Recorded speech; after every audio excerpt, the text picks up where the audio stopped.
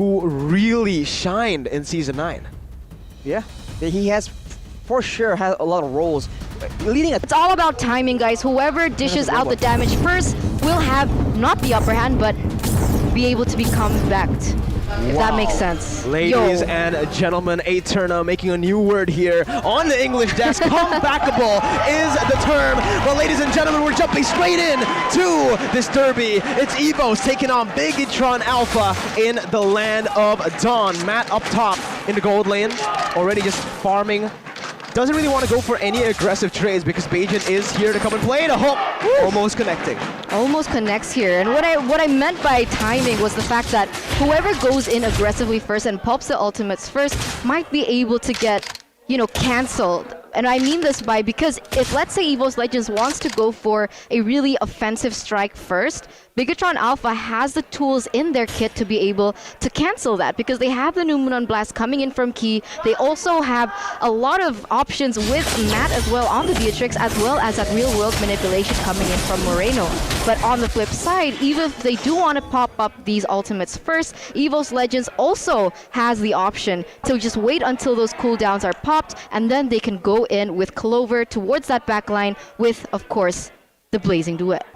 has control over the turtle area right now. And again, they do have a lot of combos as the Franco hook lands onto Max. He is able to escape though. And now, EVOS Legends, they have control and they have threat onto the members of Bigetron Alpha. It's all about setup. Falling Star Moon onto members as Cerezo jumps in. Max on to that turtle. That's the Numenon Blast already popped and used by Key. They're going to go for the secure here. That's going to be Retribution and the lethal counter over to BTR. Versick zoned away from his own purple buff as both teams disengage. This is the BTR that we saw yesterday. Take objective, leave, avoid fights. Already very disciplined, already very objective-centered, and now they're leading with 800 gold here in the first 3 minutes. How will EVOS Legends respond to this, understanding that they're relying heavily on these pickoff setups? Are they going to be able to punish Matt in that gold lane is definitely going to be the question. They need to approach Bigetron Alpha from multiple angles, man. If they go for from one direction, there's going to be a lot of falling star moves, Numenon Blasts, as well as the real manipulation to try and zone everyone away from that front line.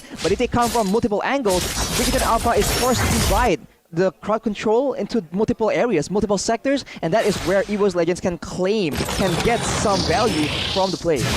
So, basically what you're trying to say, Arashi, is EVOS Legends needs to force fights, but they need to make it messy. Exactly. But for Bigetron Alpha, what they need to do is use that disengage properly, use the range advantage they have to get the poke, and in the end, try to look for these very, very compact and organized team fights. Exactly. They have to kite back away from the danger. But Versick now gets focused on, but he gets out.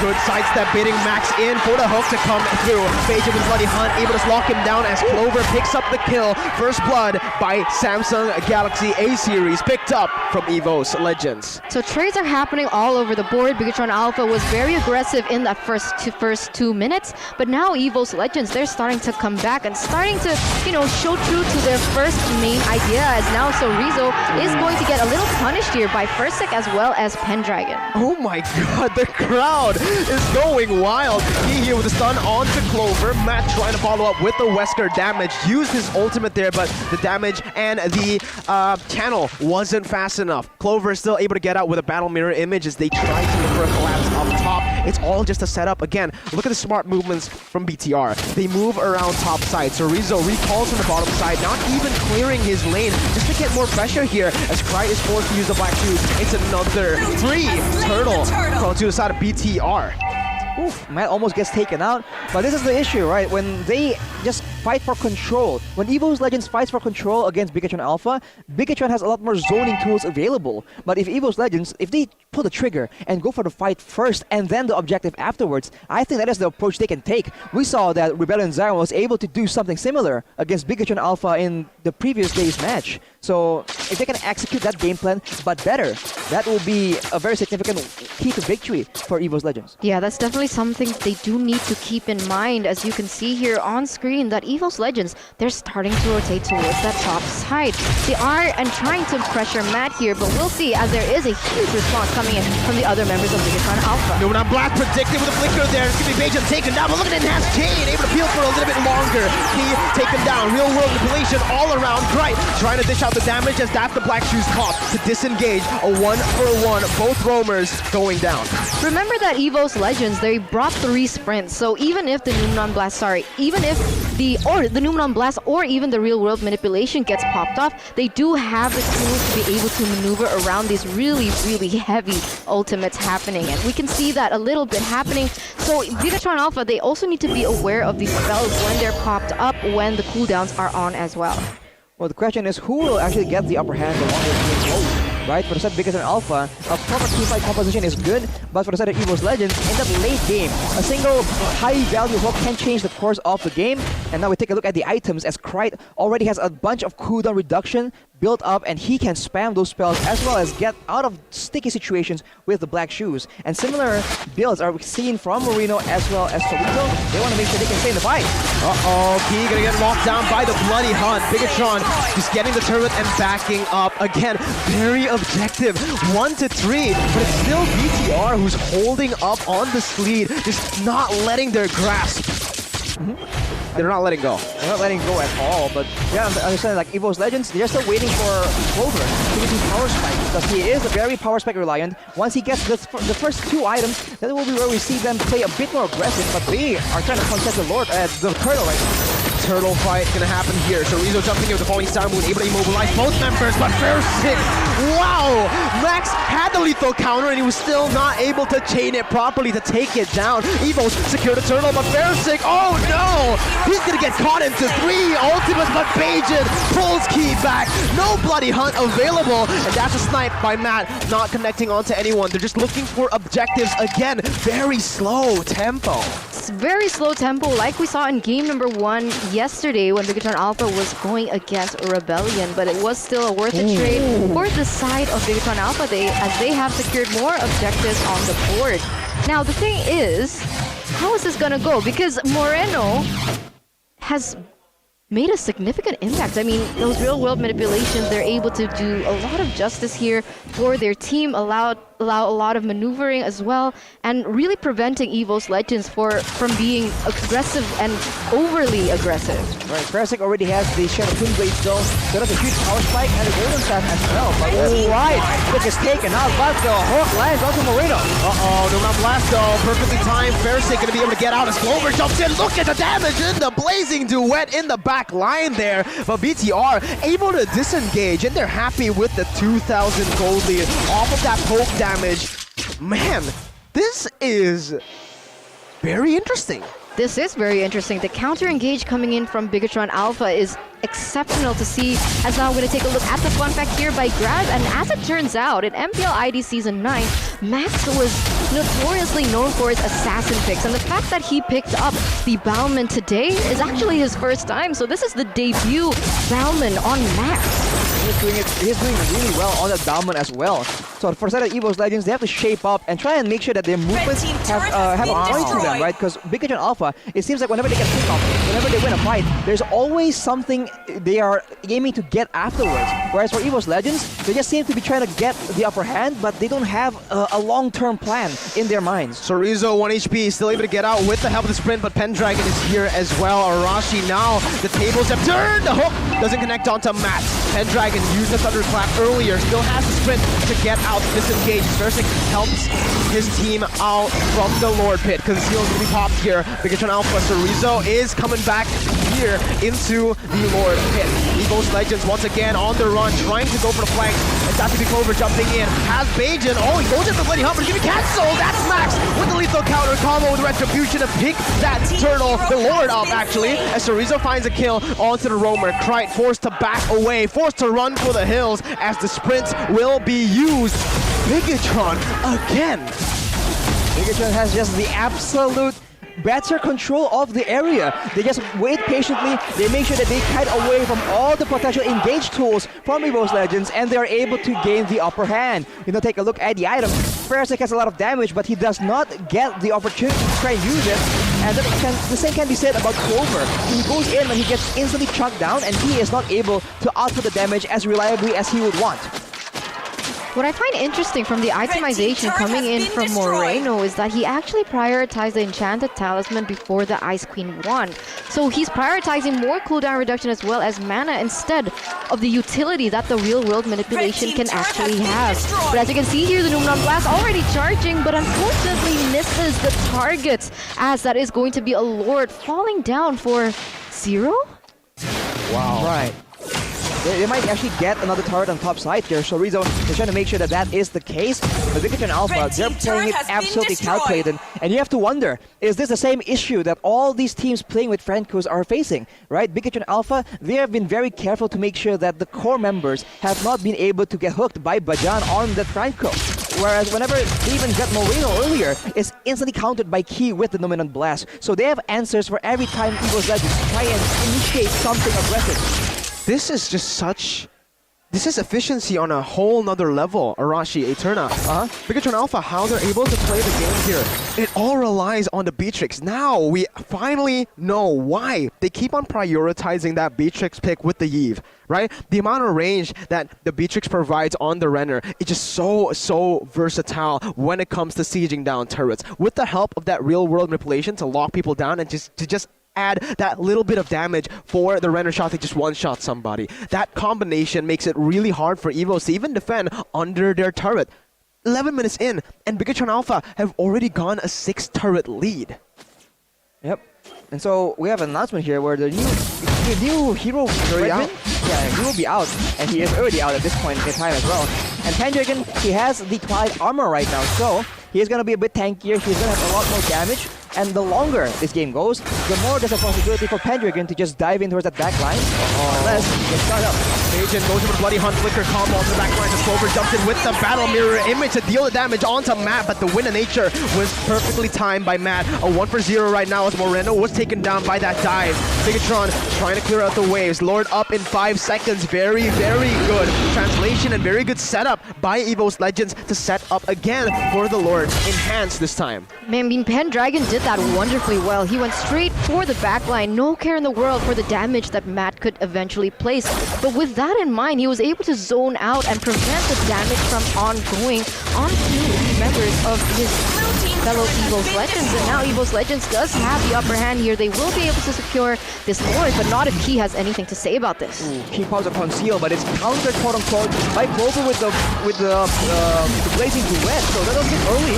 And now Bigetron can once again contest for control in the Lord tip. So Rizzo getting locked down. Killing spree picked up by Clover. The hook will not connect onto Key. That's the Numenon Blast already popped and used onto one member only. Bajan, Bigetron Alpha on the run. Key taken down. Gonna be taken out by Pendragon. But no, Key still surviving. He's gonna be turned around upon. Pendragon's gonna go low, and Matt finishes him off with Max taking that Iron Hook for him. The twin buff here in the 13th minute of the game. EVOS, will they force the Lord on Bigetron Alpha? Retribution still up for both of the junglers. Bajan trying to zone away. Max has the lethal counter to combo this together. It's gonna be Matt looking for the dump on that. Wind of Nature popped by both Matt and Clover, but Clover is gonna get taken down. Lord taken very low. It's gonna be the battle of Retributions. It's Thirsty who picks the Retribution up. Right, gonna get taken down though, as that's the lethal counter connecting. Numenon Blast will solidify that kill. Right down. 3 members taken down for 1 Lord in return, as Bigetron Alpha, even though that they lost the Lord, they were able to prevent EVOS Legends from pushing that pace even further. They are still now standing at a 3,000 gold lead, but the Lord, enhanced Lord mind you, is already on the way in that mid side, as First Sick has already picked up that Holy Crystal. It's unfortunate for EVOS Legends. They fought so hard and they sacrificed so much to get this Lord, but they can't put it to good use at all. This is what we've been talking about, right? Is it worth getting the Lord if you lose 3 members in the process? Right now, Bigetron, with that advantage, with the control, they wrestle away the purple buff away from Fersik, and so he will be struggling to get any kind of income as Bigetron Alpha try and put a stranglehold onto EVOS Legends. Already a lot of pressure there in the top side, as Sorizo rotated up there, put and was able to maneuver those waves, and now EVOS Legends, they are looking for a proper setup once again. It is still the calm before the storm here, as there is only 100 seconds left on the clock for the next Lord. We'll see what happens as Moreno very intelligently has actually opted for that glowing wand, so a little bit more DOT damage to be able to burst down through members like Dimasha, like Franco, as well as Fursic himself. Let's talk a little bit about the Lord, actually, Arashi. Because EVOS Legends, they secured it. They played really well. There's a setup for it. And Bigetron Alpha, wait, instant replay presented to you by the Samsung Galaxy A series, but there's a fight going on. That's going to be Chorizo. Hooked in. Nunan Blast with a flicker onto Bajan. Only one member, Pendragon, coming in, running to look for a pick. Ladies and gentlemen, Max going to get knocked up here by the enhanced chain, and he's going to fall. Immortality is going to be popped out. Max still surviving up against Berserk, jumping around and juking these abilities out. Key losing out on his immortality, but it's going to be Key still able to run away. Meanwhile, Max, what he's trying to do is buy some time. That's about it, but he's going to fall. EVOS Legends pick that kill up. EVOS Legends, man, they're playing it so well. And that's what we're talking about, right? In the late game, who will get the advantage? We missed the beginning of the fight right there, but as you can see, when EVOS Legends push the pedal to the metal and they go all the way towards the back line, Bigetron Alpha is forced to retreat, right? Unless there's an objective, unless Bigetron Alpha is wrestling with control, area control from EVOS Legends, EVOS has the advantage in these messy skirmishes. Yeah, they do. EVOS needs to keep on looking for this. They need to isolate Bigetron Alpha, and they need to stop Bigetron Alpha from orchestrating these organized team fights. It's all going to come down to this guy right here. If Matt is actually able to kite away, play it normally, he's going to be able to win. Look at Key! Able to chunk everyone! 2 members with the Numenon Blast, stunning them up for Matt to come to play. That's exactly the right timing for Matt's highlight to come up, Arashi. Matt is the damage output from BTR. Yep. They make sure that it's, they have their roles separated perfectly, right? They have the front line and they have the back line. So Bigetron are very clear on what each individual's job is to do in this game. Yeah, so Rizzo already once again doing his job, being able to zone, 4 members from the side of EVOS Legends? So now Bigetron Alpha, they've secured another Lord. Will they be able to finish this push, as now we are entering the 17th minute of the game? Let's take a little peek into the items. Berserk is farming up a storm, man. He's almost at full items. He has a lot of damage, but so does Matt. So it's faster damage, it's burst damage on EVOS Legends compared to DPS on the side of Bigetron Alpha. So if EVOS Legends can't find a proper timing to engage, as well as making sure they don't engage into a Numenon Blast, it's going to be very difficult. Moreno right now understands he is one of the prime targets. He has 2 defensive items. He has the Brutus Breastplate on top of the Winter Truncheon. So he'll be a very tough target to try and burst down for the side of EVOS Legends. Okay, and even other than itemization, you can see the way that he's able to position himself, because he knows that Pendragon might go for him there in that back line. So he really is waiting, but look at this concealed play is going to start. Yeah, there you go. Pendragon trying to buy his team a little bit of time as he goes in for the back line. Going to be immobilized though by Chorizo's falling Star Moon. 2 HP bars gone. A Lord cleared out by EVOS Legends. A good defense, but the base has cracked. There you go. Numenon Blast onto Pendragon as the lethal counter is going to be comboed in by the damage from Moreno. Real world manipulation, locking Thurstic in place and taking him down, but the enhanced sword comes into play to get out. Matt picking up the turret. Base turrets all across mid, bot, and top taken down, and BTR disengaged. The discipline from Bigetron Alpha shining. Yeah, it doesn't seem like without the presence of Key, they want to go for too much because of that flicker combo with the Iron Hook. It was possible for them to take him out first. So once again, they are playing the discipline game. They are still ahead in 7,000 gold, and you can start to see that the respect items are coming through for Bigetron Alpha as well. Key already with the Athena shield. Exactly. We'll take a look again at Matt. Player statistic, he is the star of the show right now, 5-0 and 4. He is the main damage output that EVOS Legends can't get their hands on. Pendragon goes for the dive earlier, but he gets zoned away, and the damage coming in from Matt right now with the shotgun, ooh, that is some damage that even the tankiest of members can't really take. Well, honestly, Arashi, look at this. You're talking about a tanky member being targeted here, and will he be able to take the damage? Matt and Chorizo, they're looking for it here. 3 HP bars. Let's see if he's able to chunk him, melt him down. It doesn't seem like they are able to, but slowly but surely they'll be able to do it here. Bajan going for the hook, connecting onto Max. That's a frontliner, not the target you want to go for. Meanwhile, backside, Matt charging that Renner shot, not going to let it go just yet. They're both setting up for the Lord. Clover going in with that blazing duet, surviving 1 HP. Versik, oh no, he tried to survive, he tried to save his gold lane, but in the end he's gonna get caught out. Pendragon going to the back lines with Moreno with the spin, is able to maneuver himself out of that one. Pendragon going to be zoned away. Moreno low, but they have a one-man lead. They have a one-man lead and they have lost their retribution. Out of all the people that they could have lost, they lost Versik. So now they have zero pressure unless EVOS Legends, they want to take a gamble to be able to get it, but the answer is going to be no. Bigetron Alpha once again the next Lord into their hands, and this is going to be the third Lord. Talk again about the importance of combos there, and even though it looked really bad for Bigetron, they get like three members knocked up by Travis Julian, but in the end, it's still all within their calculations because there is no real follow-up from the side of EVOS Legends. They don't go in together. Clover was in first, and then the rest of the team followed up afterwards. You take a look at the player head-to-head by head and shoulders between Versik and Max, and on the stats, Versik is always on top, but in this game, you can see that Max is having a lot better of a time. I don't know, I feel like Max is a little bit more low-key than Versik, right? Very disciplined. He doesn't go for those crazy flashy TikTok moments, let's say, like Versik. He doesn't go too aggressive or too risky. He just knows he has the instinct to know when to go in and when to go out. Well, now perfect timing, Eterna. As you say that, they go in and Pendragon gets melted, executed by the lethal counter. Versik with enhanced chain, able to get fine 3, but Bajan goes to the back line, getting that bloody hunt onto Moreno, but it's going to be the immortality only that Matt loses out on. Bajan going to fall here, actually still able to survive with the help of the conceal. They survive, they defend, and they get a 1-for-1, but in the end, it's Chorizo picking up the kill. Still able to survive for now, but enhanced sword picks that kill up. Versik trying to defend, it's a 2-for-2, and EVO somehow have defended another Evolved Lord push. How does this keep happening for the side of EVOS Legends against all odds? 3 Lords 3 Lords already stacked against them. Once again, they're able to defend. What is Bigetron Alpha doing wrong, Arashi? I think they were a bit too overzealous for the end there. They did get comboed by Versik, and there was great follow-up by Clover. This is what we've been saying. Here's the instant replay by the Samsung Galaxy A series, and look at that. This is like later on, but all the HP bars are very, very low from the side of Bigetron Alpha because they took a lot of punishment, and then afterwards, it's just people trickling in towards the base. It just wasn't enough. There wasn't enough minions.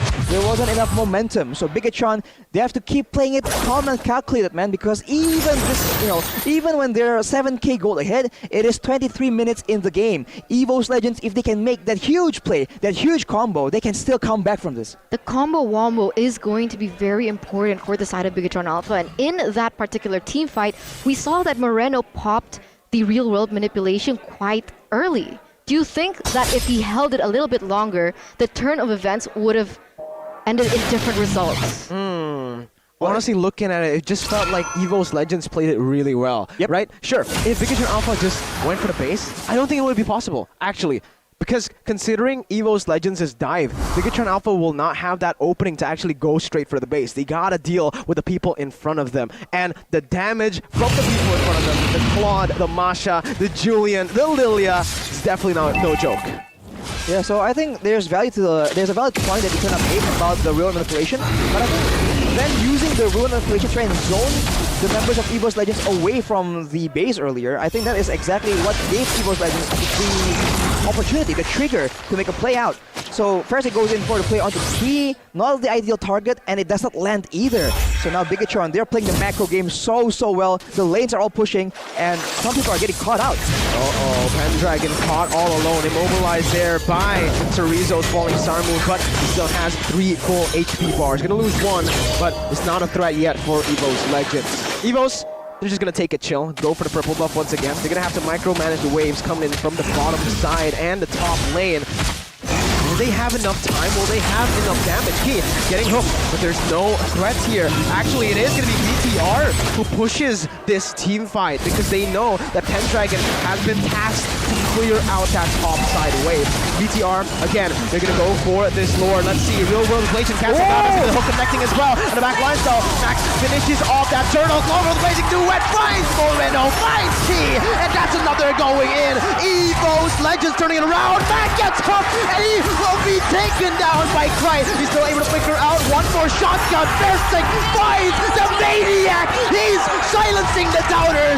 That's the Maniac by the Samsung Galaxy A series. With the Lord here, Chorizo can still defend for a little bit of time. Meanwhile, top side, minions pushing in. Chorizo jumping in with Volley Simon with a bit of junction. Able to buy a little bit more time here. A lot of shielding. He's able to clear out the waves. He's able to buy the time. 30 seconds on the death timers. He's going for the minions once again. Beijing the Bloody Han stopping him in his tracks as EVOS Legends get the base. It's wide open and EVOS takes game number 1. Game number 1 falls into the hands of the White Tigers here in EVOS Legends with a stunning comeback victory there. The execution was just so phenomenal. We couldn't say that Bigetron made a particular mistake. It was just that EVOS Legends was able to really take it into their own hands. Wow. Who would have expected that that was going to be the conclusion of this game, man? All the way till the end. You saw that the minions from Bigetron Alpha were also knocking on the door of the base of EVOS Legends. That was so close down to the wire. It just happens that quick, man. We saw it previously in the previous matches. Now we're seeing it again. It takes one moment for the whole game to turn on its heels. Man, props to Chorizo though. I mean, he went 1v4, was able to buy a lot of time. He didn't even die in that situation. But unfortunately, EVOS Legends, they knew exactly what he was doing and they went straight back for the base. GG, well played for EVOS Legends. Bigetron Alpha though, what happened? Calm, composed. EVOS Legends.